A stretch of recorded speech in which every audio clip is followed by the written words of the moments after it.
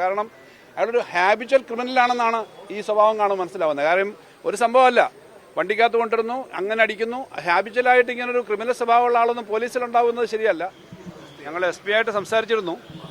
നമ്മുടെ ഈ പ്രദേശത്തുള്ളവരെല്ലാം ഈ കാര്യം അറിഞ്ഞിട്ട് സമരരംഗത്താണ്.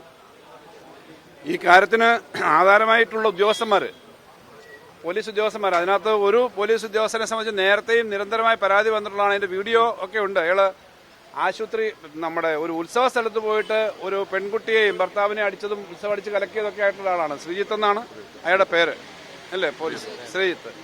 അപ്പോൾ അയാളെപ്പറ്റി നേരത്തെ അറിയാം, അന്നും പരാതിയുള്ളതാണ്. അതിൻ്റെ വീഡിയോ ഇവിടെയൊക്കെ പ്രചരിക്കുന്നതാണ്.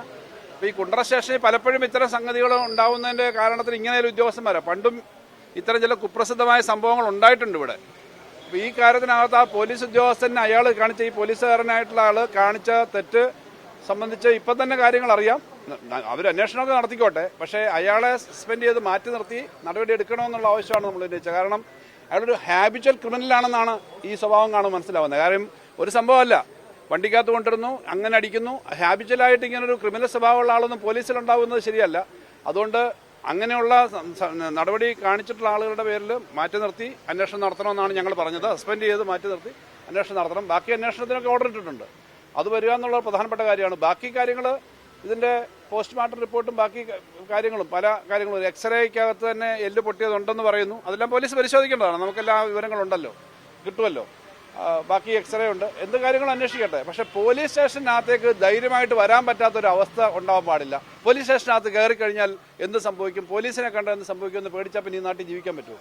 അതുകൊണ്ട് ഈ നടപടി എടുക്കാമെന്ന് പറഞ്ഞിരിക്കുകയാണ്. അതിൻ്റെ അടിസ്ഥാനത്തിൽ ഞങ്ങൾ ഇവിടെ ഈ പ്രക്ഷോഭം നടത്തുന്ന ഈ പ്രതിഷേധത്തിന് വന്നവരോട് സംസാരിക്കും. അവരതിൻ്റെ അടിസ്ഥാനത്തിൽ തീരുമാനമെടുക്കും.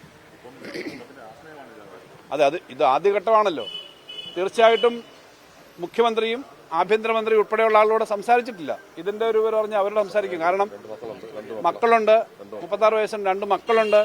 ഒരാശ്രയമായ ഒരു മനുഷ്യൻ മരണപ്പെട്ടു കഴിഞ്ഞാൽ ബാക്കി കാര്യങ്ങൾ അതിന് പിന്നാലെ വരേണ്ടതാണ്. സർക്കാർ ചെയ്യേണ്ട ഉത്തരവാദിത്വമുണ്ട്. അതെല്ലാം സർക്കാരിനോട് ആവശ്യപ്പെടും. ആ കുടുംബത്തിന്റെ ജീവിതം, കുട്ടികളുടെ ഭാവി, അതുപോലുള്ള കാര്യങ്ങളൊക്കെ വരും. ഇപ്പം ആദ്യമേ ഒരു ക്രിമിനലായിട്ട് ഉള്ള സ്വഭാവം എടുക്കുന്ന ആളുകളെ പറ്റി നടപടി എടുക്കുക, ബാക്കി അന്വേഷണം വരിക. ഈ കാര്യങ്ങൾ ഞങ്ങൾ ഗവൺമെന്റിനോട് ആവശ്യപ്പെടും. എന്തായാലും ഈ കാര്യം പറഞ്ഞാൽ ആഭ്യന്തരമന്ത്രി ഉൾപ്പെടെയുള്ളവർ ബന്ധപ്പെട്ടിട്ടുണ്ടാവുമല്ലോ പോലീസുമായിട്ട്. ഞങ്ങൾ അവരെ കോൺടാക്ട് ചെയ്യും. ആഭ്യന്തരമന്ത്രിയും മുഖ്യമന്ത്രിയും കോൺടാക്ട് ചെയ്ത് ഈ കാര്യങ്ങൾ പറയും. അതനുസരിച്ചിട്ടുള്ള നടപടി എടുക്കാൻ പറയും. ഒന്നാമത് കുറ്റവാളികൾ ശിക്ഷിക്കപ്പെടണം, 2 ആ കുടുംബത്തിന് എല്ലാ സംരക്ഷണവും കിട്ടണം. ഈ 2 കാര്യങ്ങൾക്ക് ഞങ്ങൾ ഉറച്ചു നിൽക്കും. രാത്രി 12 മണിക്ക് 4 പേരുടെ സംഘമാണ് പോയി ഈ സിയാദിനെ വീട്ടിൽ നിന്ന് കസ്റ്റഡി എടുക്കുന്നത്.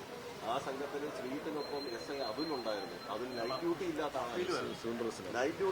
അല്ല, ഇതിപ്പോ എല്ലാവരെ പറ്റിയും അന്വേഷിക്കുമ്പോൾ നമ്മുടെ എല്ലാ ഡീറ്റെയിൽസും ഇല്ലാത്തതുകൊണ്ടാണ്. ഇപ്പൊ ഈ ശ്രീജിത്ത് ഉണ്ടായിരുന്നു എന്നുള്ളതും, ശ്രീജിത്തിനെ സംബന്ധിച്ച് നേരത്തെയും നിരന്തരമായി ഇത്തരം കാര്യങ്ങൾ കാണിച്ചു എന്നുള്ള പരാതി ഉണ്ട് എന്നുള്ളത് ഇവിടെ അറിയുന്നതാണ്. അതുകൊണ്ടാണ് അയാളുടെ കാര്യം പറഞ്ഞത്. മറ്റു ഉദ്യോഗസ്ഥന്മാർ ഉൾപ്പെടെയുള്ളവരെ അന്വേഷിക്കുമല്ലോ. അന്വേഷിച്ചിട്ട് ഇതിൽ നിന്ന് ആർക്കും രക്ഷപ്പെടാൻ പറ്റില്ല. അവർക്ക് സർവീസിൽ തന്നെ അവർ കുറ്റം കാണിച്ചിട്ടുണ്ടെങ്കിൽ സർവീസിൽ തുടരുന്നതിനുൾപ്പെടെ ബാധിക്കുന്ന തരത്തിലേക്കുള്ള ക്രൂരമായ നടപടിക്രമങ്ങൾ അവരുടെ ഭാഗത്തുനിന്നുണ്ടായത്. ഒരിക്കലും ചെയ്യാൻ പാടില്ലാത്ത, സംരക്ഷകനാവേണ്ട പോലീസ് സംഹാരകനാവുന്ന തരത്തിലേക്കാണ് പ്രവർത്തിച്ചത് എന്നുള്ളതാണല്ലോ കാണുന്നത്. അപ്പോൾ അതിന് നടപടി ഉണ്ടാവും. ഞങ്ങൾ മാറ്റി നിർത്തിക്കൊണ്ടുള്ള അന്വേഷണമാണ്. ഈ ആടെ കാര്യത്തിനകത്ത് ഇപ്പോൾ സസ്പെൻഡ് ചെയ്ത് നിർത്തണമെന്നുള്ള സംഗതി പറഞ്ഞിട്ടുണ്ട്. മറ്റ് വിശദമായ കാര്യങ്ങൾ ഇപ്പം എല്ലാ കാര്യങ്ങളും പിന്നെ നോക്കണമല്ലോ. പ്രൊമോഷനും കൊടുക്കുമായിരിക്കും, അതറിയില്ല. അത് വേറെ കാര്യം. പക്ഷേ നമുക്കിപ്പോൾ ഇക്കാര്യത്തിനകത്ത് ഇതൊരു ചെറിയ കാര്യമല്ലല്ലോ. ഇത്ര ഒരു കാര്യം, ഒരു വാസ്തവത്തിൽ ആ കുടുംബം തന്നെ ആദ്യ ദിവസങ്ങളിൽ പരാതി പറയാതിരുന്നതാ എന്നാണ് ഞാൻ മനസ്സിലാക്കുന്നത്. കുറച്ച് ദിവസമായല്ലോ, ഭയമായിരുന്നു. പിന്നെ നാട്ടുകാർ ഇവരെല്ലാം കാണുന്നല്ലോ. ഉത്സവ സ്ഥലത്തെ വീഡിയോ ഇപ്പം നിങ്ങൾ കണ്ടു കാണുമല്ലോ.